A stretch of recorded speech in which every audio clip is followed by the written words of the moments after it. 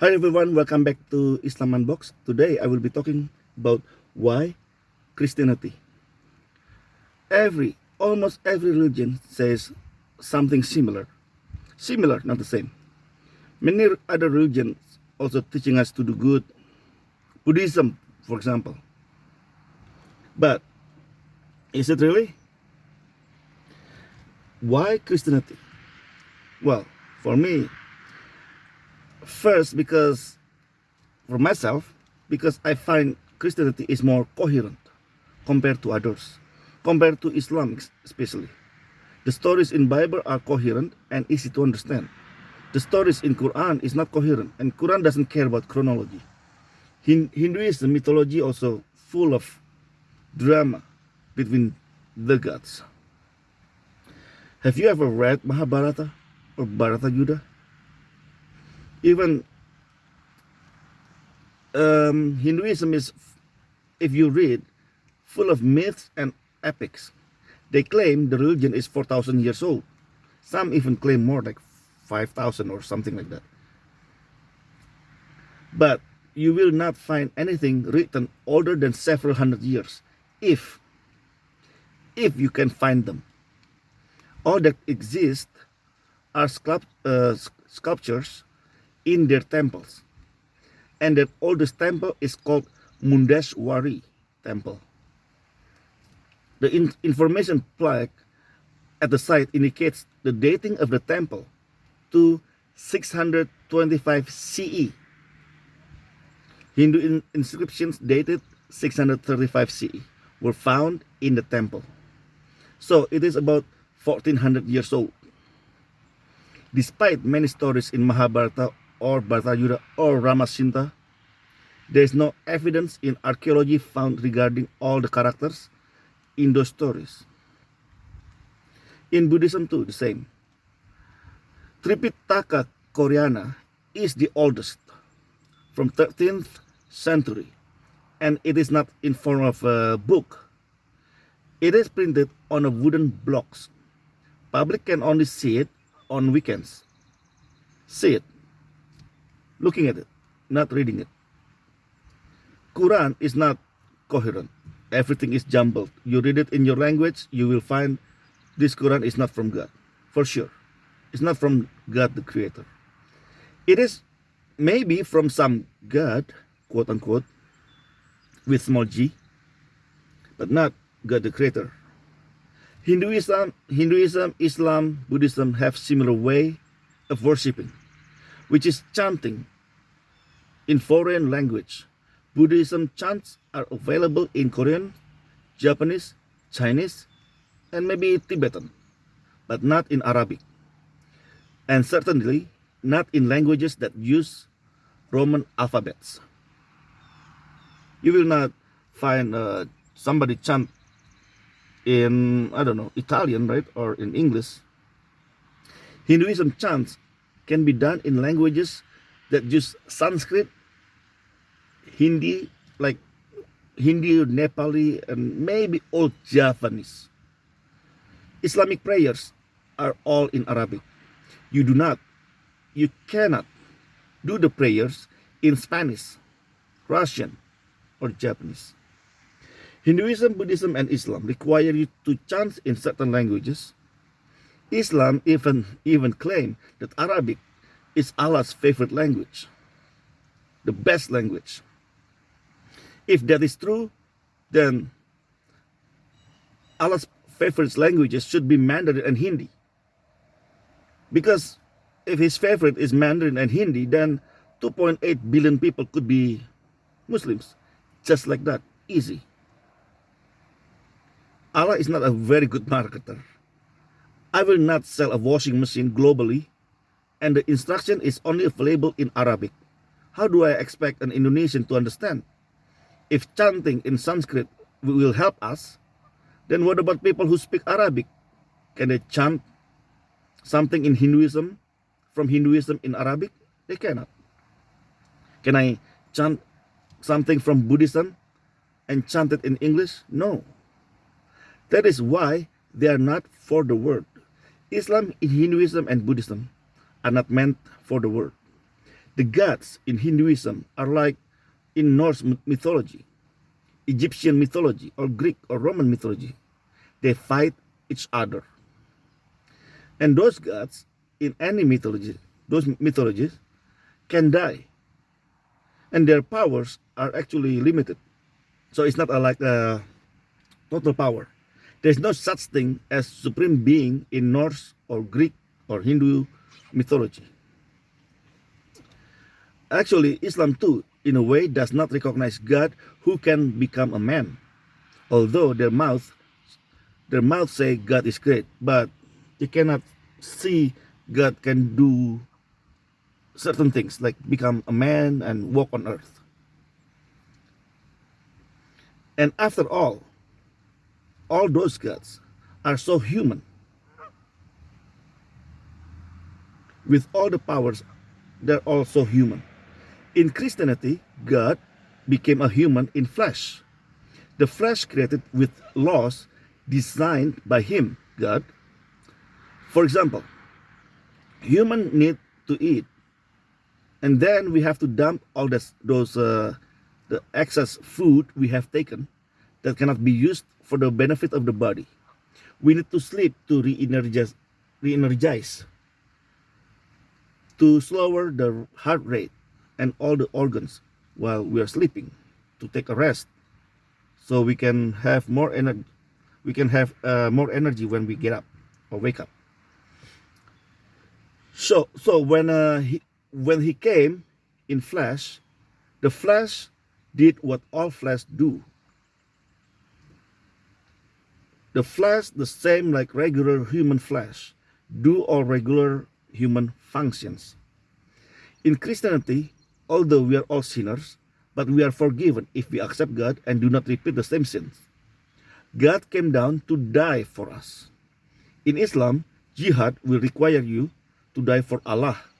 And trust me, if you read Quran and Hadith, there's no such thing. Jihad means to defend Islam with words. No. It is always with swords. Quran 3, verse 169 to 170. Think not of those who are slain in the way of Allah as dead. Nay, they live, finding their sustenance in the presence of their Lord. They rejoice in the bounty provided by Allah.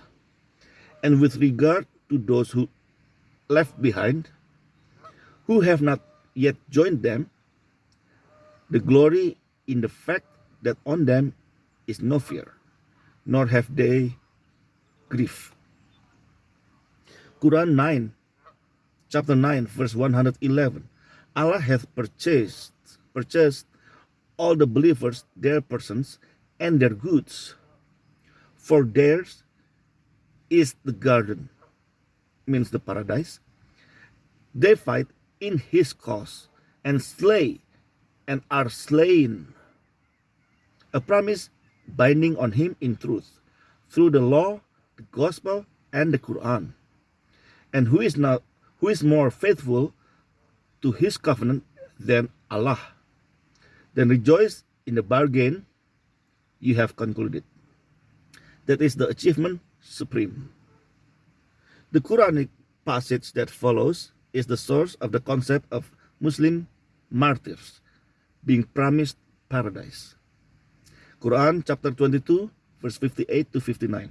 Those who leave their homes in the cause of Allah and are then slain or die, on them will Allah bestow verily goodly provision. Truly Allah is He who bestows the best provision. Verily He will admit them to a place with which they shall be well pleased. For Allah is all-knowing, most forbearing. Now, sometimes some humans can become God or godlike state. For example, Siddhartha Gautama became Buddha. Pharaohs in Egypt, they were worshipped as if they were gods. The concept of after death is also more sounded in Christianity than others. In Hinduism or Buddhism, you must do good because of karma. So you can get good karma. You want good karma, not bad karma. But although in Buddhism, it's slightly different. For example, in Thailand, Buddhists in Thailand, they believe people became poor or born in a poor families because they were bad people in the past life. Buddhism actually doesn't like talking about God. So in a way, Siddhartha Gautama came up with his own concept that is stolen from Hinduism. If you look it up of how Buddha died, he died of poison mushroom. The person who made it for him did not know the mushroom is poisonous. Did it count as bad karma when he died of poisonous mushroom? Because he abandoned his wife and son in seek of enlightenment? It sounds pretty selfish to me. The same thing as some Buddhists, they meditate for several hours a day. And many in Japan, Zen Buddhism, many of them do 12 hours a day. The concept is it's all about me. Me not hurting anybody sounds good, eh? But is it? If I meditate 6 hours a day, then chant something in Tibetan or Japanese, which I don't understand, then what do you think? What do I do with this? What do I get? It is all about me. The me concept is to separate us from the reality. We do not help others either. The same concept in Buddhism, it's all geared towards ourselves. It is not about doing good to others because of love. It is doing good to others for, it's like a carrot on a stick, right? They do good so they can get good karma. I'm not saying that they don't help others because they're good, but there's something behind it. In Christianity, we must do good to others to spread love. Forgive and you will be forgiven. If someone asks you to walk 1 mile with him, walk with him 2 miles. If someone slaps your left cheek, give him your right cheek. If you give with your right hand, make sure your left hand do not know. And Paul understood this. That is why he said, we love God because he loved us first. It is not we love God because we have to. It is not we love God because if we don't, God doesn't love us back, but because he loved us first. The concept is clear in Christianity. Let's say I steal $1 million, then I am a thief. If I steal $1, I'm still a thief because God as creator does not see the dollar amount. It's only the act of stealing that he can see. Whether I steal a Lamborghini or a Kia Sorento, it is all the same. We human put the dollar value on everything, but not our creator. Now if I steal $1, God only sees the act of stealing. That's it. If I steal $1 and then next day I feel bad and return it, can I be forgiven? Well, the act of stealing was already done. It cannot be erased because like internet, you think you erase it, but it's always there. God's grace, love, mercy, and forgiveness can allow us to be pure again. Nothing we can do can erase our sins. All others just doing endless chantings and rituals. The same prayers, 5 prayers a day, the same chanting, just to pass the time. Almost like just to pass the time. The Creator does not get anything when we chant, but His glory will be displayed brighter when we do the will of our Father in heaven. That's all from me. For those who love to chant, God bless you. And for those who choose to do the will of the Father in heaven, God bless you.